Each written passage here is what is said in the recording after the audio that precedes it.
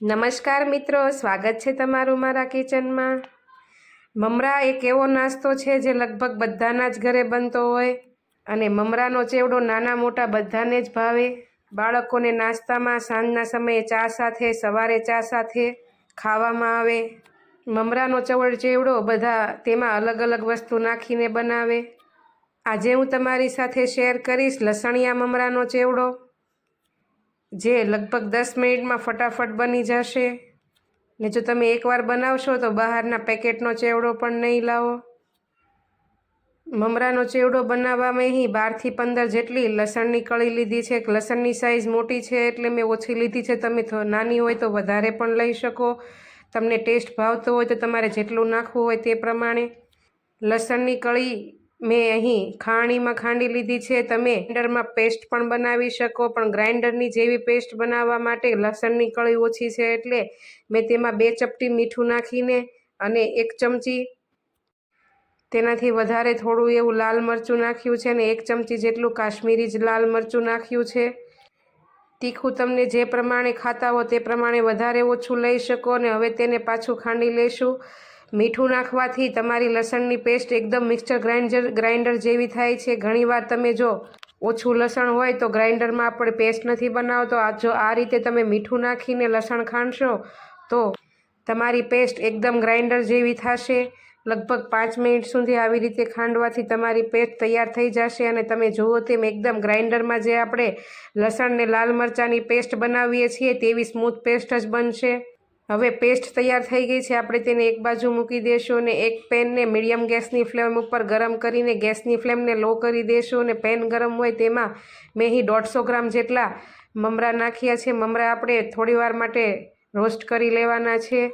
અત્યારે ભેજવાળું વાતાવરણ હોય છે એટલે મમરા તમે ગમે તે વસ્તુ બનાવતા હો તો રોસ્ટ કરીને જ લેવા। ચેવડો હોય કે વઘારેલા મમરા હોય તેનાથી તમારા મમરા એકદમ કુરકુરા થઈ જશે।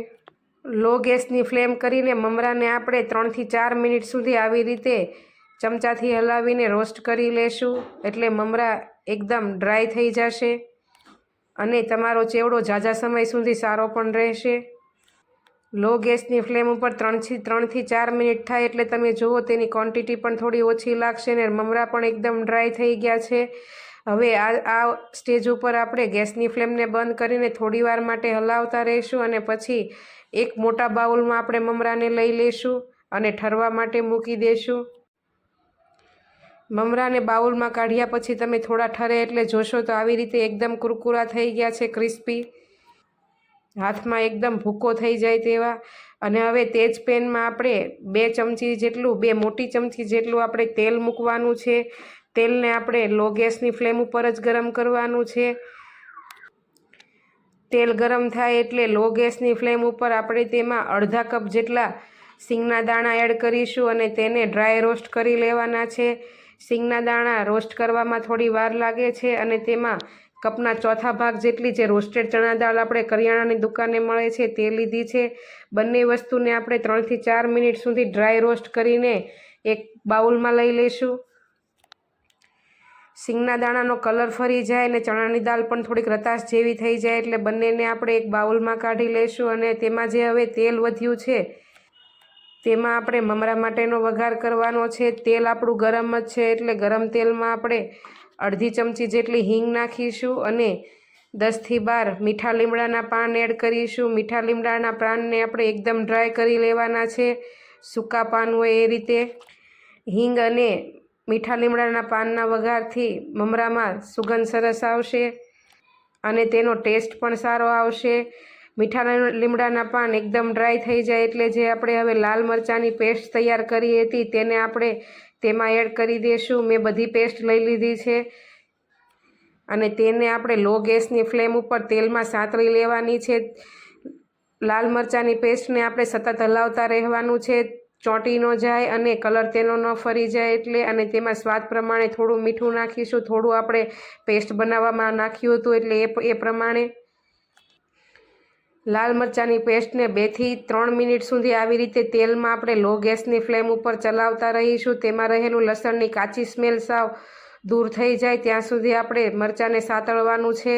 તમે જુઓ તેમ લસણની પેસ્ટમાં સારા એવા બલૂન થાય છે. હવે થોડી ડ્રાય થઈ ગઈ છે.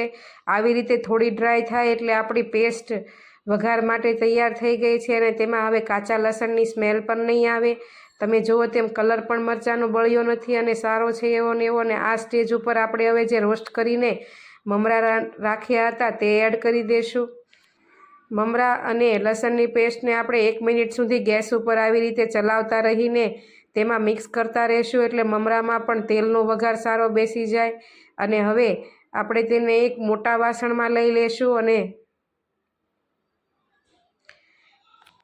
મમરા અને લસણની ચટણી જે આપણે એમાં નાખી છે તેને હાથથી મસળીને તેમાં મિક્સ કરી દઈશું. મોટા બાઉલમાં કાઢ્યા પછી બંને હાથ વચ્ચે મમરાને લઈને તેમાં જે આપણે લસણની ચટણી નાખી છે તેને આવી રીતે ઘસીને તેમાં મિક્સ કરી દઈશું. હળવા હાથે કરવું, મમરા ભાંગે નહીં તે રીતે. તમે જુઓ તેમ મમરાનો કલર પણ રેડ સરસ એવો થઈ ગયો છે અને ચટણી પણ સારી એવી ભળી ગઈ છે. આપણે આમાં હળદર નાખી નથી, મમરાનો કલર લાલ કરવો તો એટલે. હવે બધું બરાબર મિક્સ થઈ જાય પછી જે આપણે સિંગના દાણા અને રોસ્ટેડ ચણા દાળ રાખી છે તેને પણ તેમાં નાખી દઈશું અને અડધા કપ જેટલી ઝીણી સેવ જે બજારમાં મળે છે તૈયાર તે નાખીશું. તમે તમને ભાવતી ગમે તે સેવ નાખી શકો. આલુ સેવ છે, રતલામી સેવ છે, તમને જે ભાવતી હોય તે. તો તૈયાર છે આપણો પેકેટમાં તૈયાર મળે તેવો ક્રિસ્પી અને ટેસ્ટી એવો લસણિયા મમરાનો ચેવડો. જો તમે આ રીતે ક્યારે લસણિયા મમરાનો ચેવડો ન બનાવ્યો હોય તો એકવાર જરૂર બનાવજો. અને હા, જો તમે મારી વિડીયો જોતા હો અને ચેનલ સબસ્ક્રાઈબ ન કરી હોય તો એકવાર જરૂર કરી લેજો અને ત્યાં આપેલું બેલ આઇકન જરૂરથી દબાવજો જેથી તમને મારી આવી નવી નવી રેસીપીના નોટિફિકેશન મળતા રહે. અને હા, વિડીયો ગમી હોય તો લાઈક ને શેર જરૂરથી કરજો. અને લસણિયા મમરાનો ચેવડો તમને કેવો લાગ્યો તે કોમેન્ટમાં જરૂરથી કહેજો. તમે જુઓ તો એકદમ જોવામાં એકદમ ટેસ્ટી અને હાથમાં લો તો ભૂકો થઈ જાય એવો ક્રિસ્પી બન્યો છે. તો ચાલો કાલે ફરી મળીશું નવી રેસીપી સાથે. ત્યાં સુધી આવજો. જય શ્રી કૃષ્ણ.